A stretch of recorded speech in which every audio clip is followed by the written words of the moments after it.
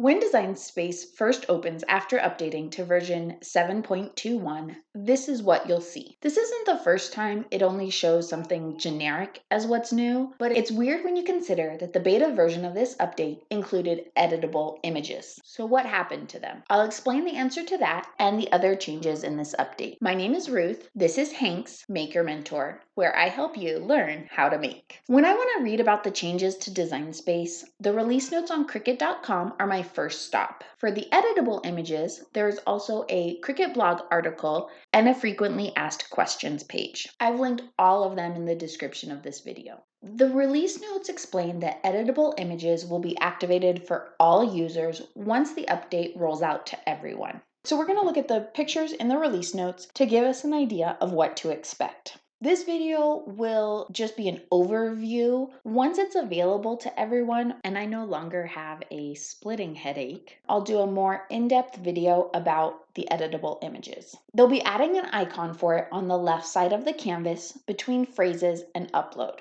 You'll also be able to filter for them when you're searching for images. When you're looking at an image tile that includes an editable image, there will be the same icon that'll be on the left side of the screen at the bottom of the tile next to the operation type icons. There will also be sections of black and sections of blue in the image. The blue is the part that is designed to be edited. You don't have to edit an editable image before you can make it. The editable sections also show up as blue on the canvas until you edit it or select Make It. You can use the Layers panel to move, resize, or change the color of the other parts of the image as well. You can change the font, and that will affect the pricing. Each element of the design that you haven't purchased or are not part of Cricut Access, if you have a current subscription, will need to be paid for or replaced before you can make it. This applies to fonts and images.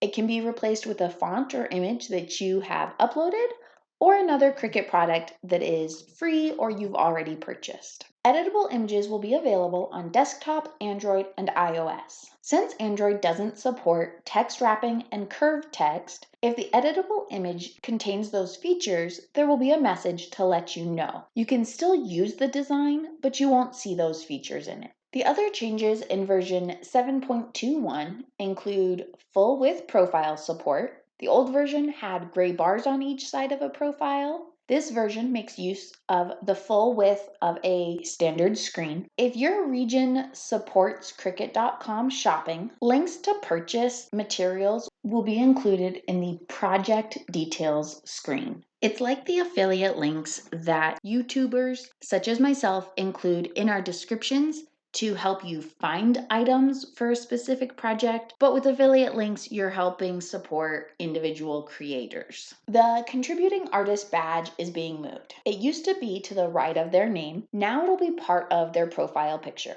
I don't like this change because it makes it harder to notice which designs are from contributing artists. But you can filter for images from Cricut or from contributing artists, so that'll help mitigate that. There are also a number of fixed field issues or bug fixes. Version 7.21 should be fully rolled out in the next week or so, and I'll be able to show you the editable images in action. If you have any questions in the meantime, let me know in the comments. Thanks for watching Hank's Maker Mentor. Until next time, bye.